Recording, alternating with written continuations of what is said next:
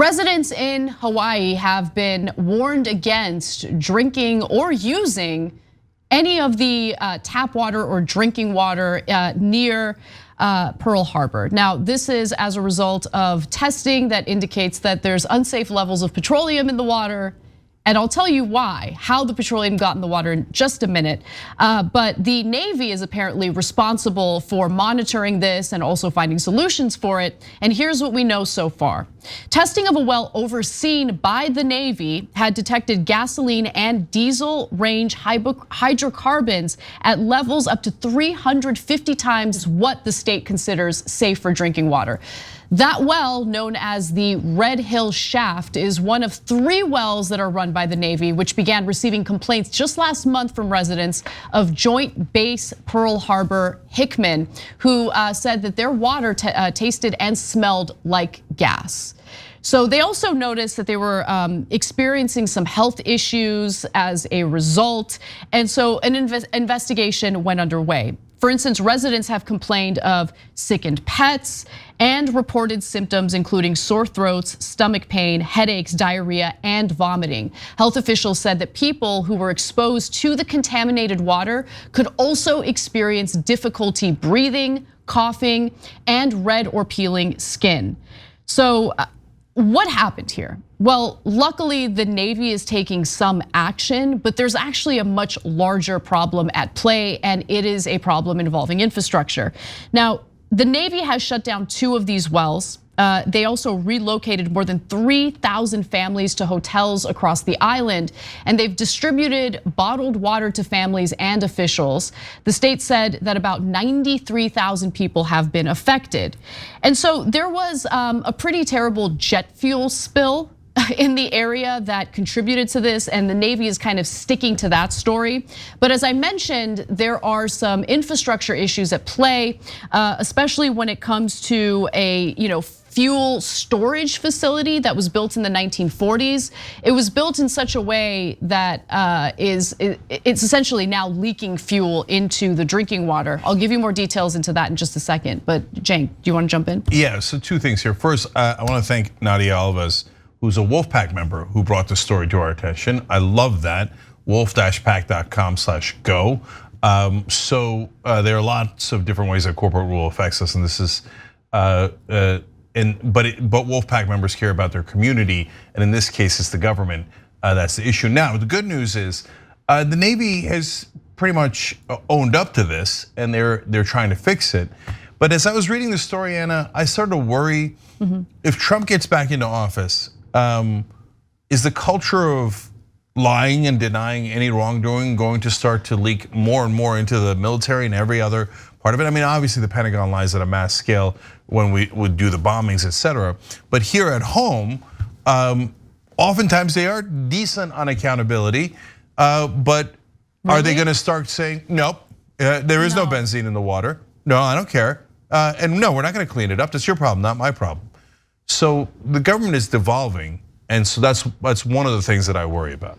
Yeah, I mean, look, the government has devolved. I mean, sure, the Navy decided to shut down these wells, and they're talking about flushing out the water with clean, fresh drinking water, right, to kind of dilute the petroleum in the water.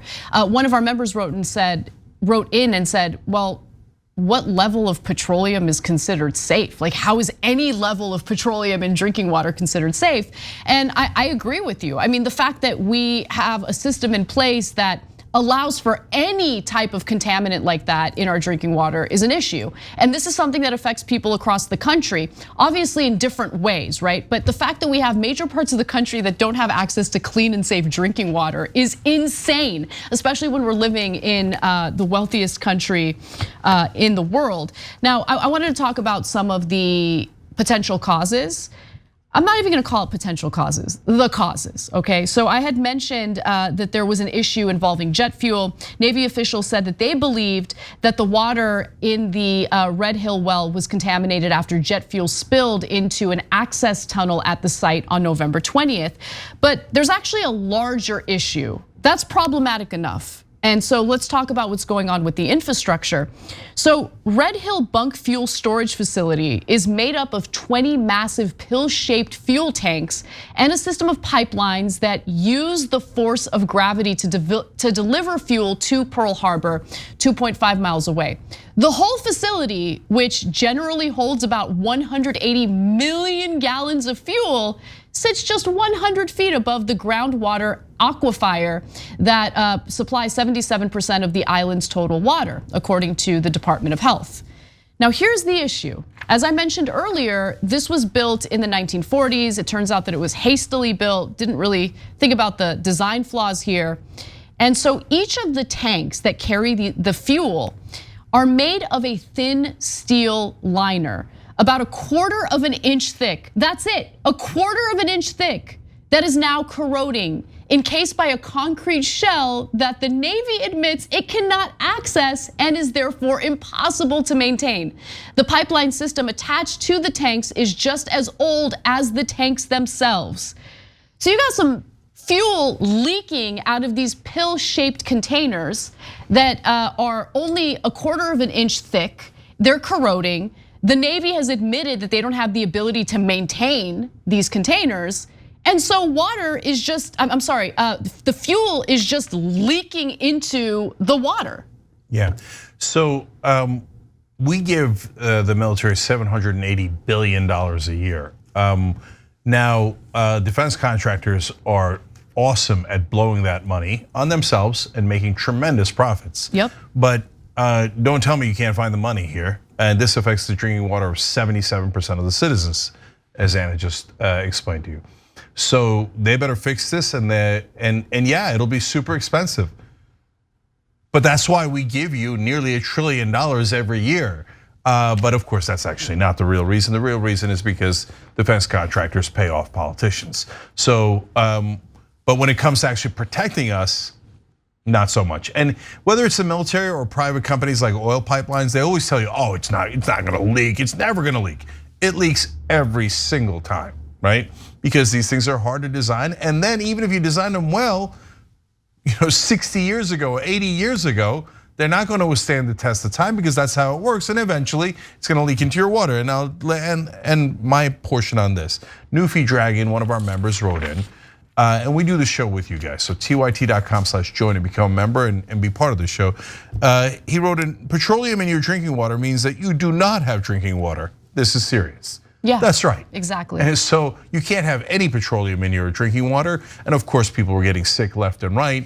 And so now they're bringing in bottled water for everyone. But how long can you go on bottled water when you have to shower and do all the other things? So yes. And by the way, they're advised not to shower in the water because it's gonna cause damage to their skin. I mean, it's just a complete and utter disaster. So. Yeah, and Progressive Rocks wrote in very similar, just as I was saying it. The Navy has out of date infrastructure.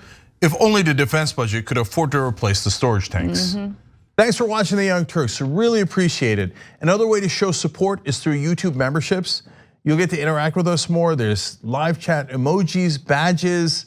You've got emojis of me, Anna, John, JR. So those are super fun. But you also get playback of our exclusive member-only shows and specials right after they air. So all of that, all you gotta do is click that join button right underneath the video. Thank you.